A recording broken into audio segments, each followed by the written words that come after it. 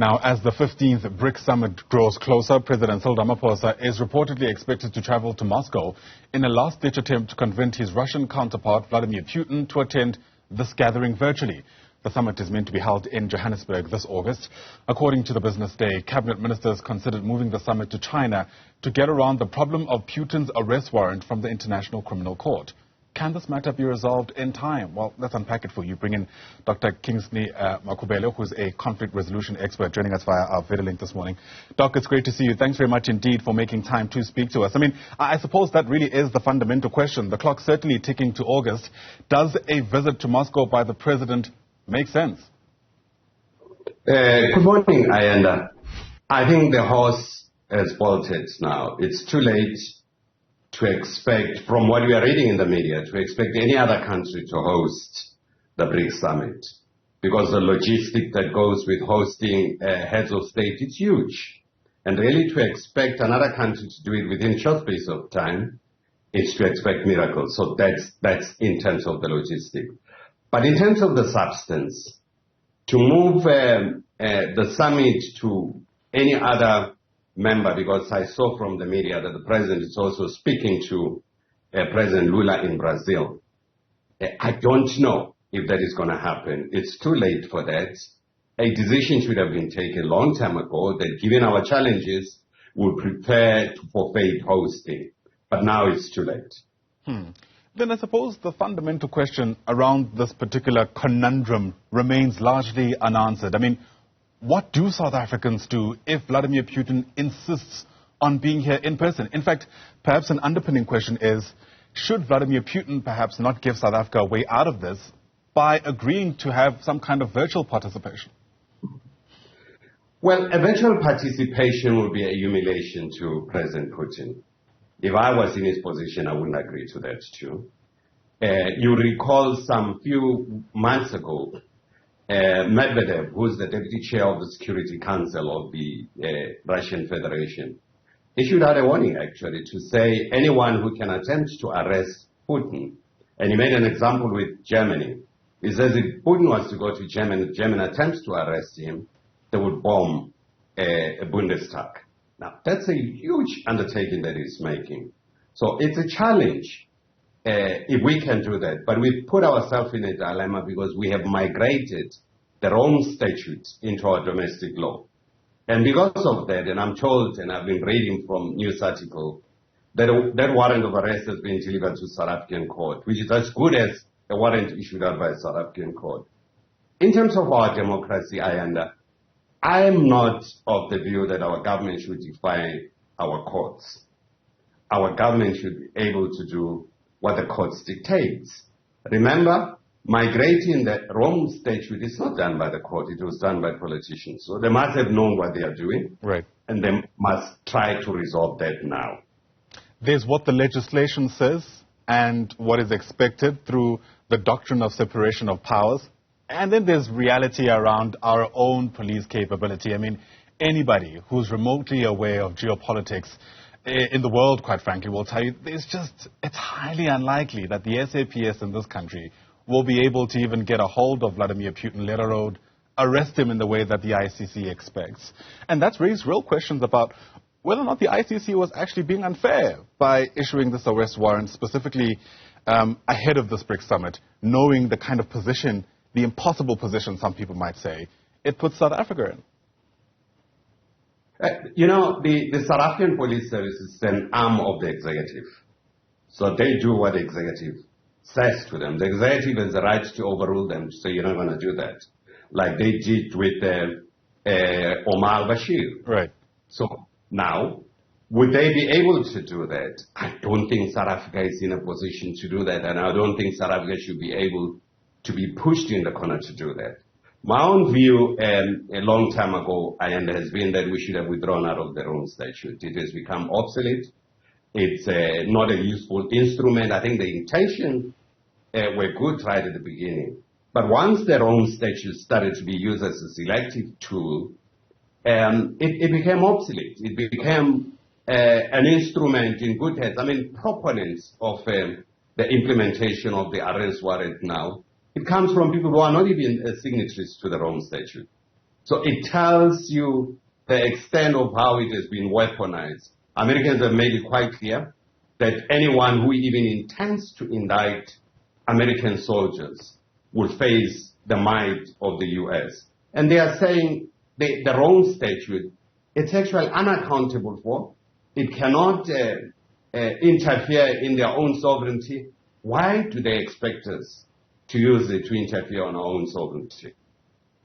That's interesting. You know, there's been all kinds of conversations, of course, and the concern about withdrawing from the Rome Statute is around what this actually means for a country known as, I don't know, the bastion of human rights, given our own history in this in the world.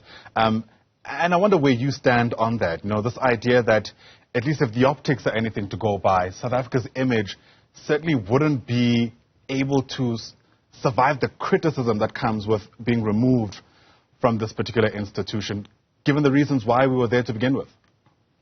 I don't think it's the image of the country, because the image of the ICC has been tainted itself. If you look at what happened in Iraq, what happened in the Balkan in terms of the war, what happened now even in Afghanistan, those who are involved in war crimes haven't been persecuted. Even those who are involved in war crimes, I mean, if you remember the Goldstone report on the Israelis, no action has been taken. So you can see it's a very selective instrument. So I think it's not serving any purpose. It doesn't make sense for us to say we are a signatory to the Rome Statute for human rights when human rights are violated all over the world, and very serious human rights issues of genocide are happening, and no one is taking any action. And we think we are doing anyone any favor by staying within the Rome Statute. I think we should re-evaluate ourselves. The intention was good right at the beginning. But once big powers refused to be a signatory to the Rome Statute, it became quite clear that it's unenforceable. Sure. Where then does that put the role of multilateralism in our times? You know, the whole point around having even institutions like the International Criminal Court was that they'll be able to kind of be this guardian of the guardians, right? Those who are able to protect those who can't protect themselves, at least on a global geopolitical stage. And I can't help but wonder whether this is perhaps the beginning of the effects of multilateralism, ironically, in an increasingly globalized community. Multilateralism has suffered a big blow, because remember, in terms of the global peace and security, the Security Council has a responsibility for that. Now, the paralysis that exists within the Security Council is preventing any meaningful decision by the United Nations because of the Russians, who are a permanent part of the Security Council, and the Americans, and proponents of the Ukraine war in this case. So it's going to be a challenge. The multilateralism has suffered huge blow. But remember, foreign policy, it's a dog-eats-dog situation. You look for your interests, you pursue your interests. There's no global governance in terms of multilateralism. Even in multilateralism, it is recognized, that actually your sovereignty, they supersede everything. And countries that are powerful are able to push through their sovereignty. And sometimes they tremble over small countries like us, they bully us, they force us to do things that we ought not to do. We are not supposed to be in the situation that we are in as South Africa now. Do you reckon those are the stakes this time around? You know, South Africa negotiating its sovereignty versus favor with its friends in the world? Sovereignty has long-term implications for us, for generations to come. If we start a precedent that would allow foreign powers to dictate terms to us as a sovereign state, we're not going to withdraw out of it because we've set a precedent. If we allow blackmails to be used against us, we are in trouble. We will rather, in my own view, we would rather suffer but maintain our own dignity. Our own dignity is much more important. I hear people talking about, our economy is going to suffer for secondary sanctions and that. But honestly, do we really want to trade in the sovereignty of our state and future generation because of the crumbs, economic crumbs that we may accrue now, or build on our own independent state institution and depend on ourselves and trade with countries as equal partners. What happened to the doctrine of all states are equal, if that is the case? I hear what you're saying, but it's not just anybody who's kind of sharing that sentiment, to be fair, Dr. Makhubela. It's the likes of the South African Reserve Bank saying they're really concerned about the kind of fallout this might have if we don't make the right decision, whatever that right decision looks like. You know, the irony of all this situation that is playing itself in South Africa, it's that we haven't had any pronouncement from the Americans to say we're going to impose the sanctions. We are actually self-imposing sanctions. We're starting to set a trend for the sanctions. The Americans haven't said that, to be fair and honest to them. They have developed a wonderful document in terms of their interest in the sub-Saharan Africa, where they are looking at their interests and how they're going to compete with their rivals.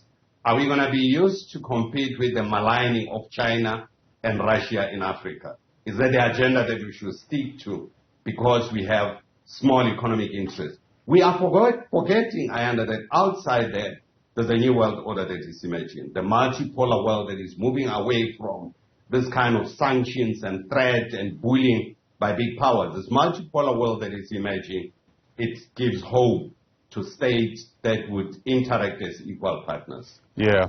I mean, sure, the U.S. hasn't come up with an unequivocal statement that they, are willing to put on sanctions if they don't agree with our decisions. But, the Secretary of State has been in the country before, and some of his officials have made it quite clear that, yes, South Africa is free to choose its friends, but so is the U.S. And, in fact, they'll do whatever it takes to protect their own interests.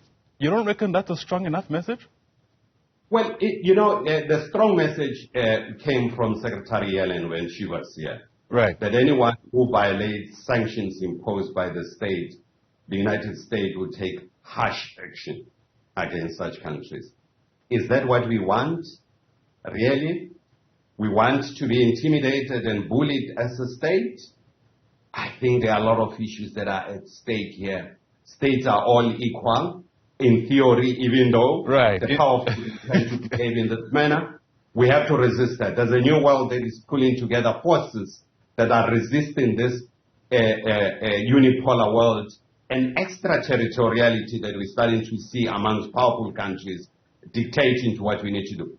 But really, do we want to fight the battle of the Americans and the Chinese? And I can tell you now, as we are talking, the Americans are doing a business with China. The imports today from China, it's about $500 billion in one specific element of the computer chips. So they are doing billions of dollars of trade, the Americans with China. And they expect us not to do that. They're still doing business with Russia now.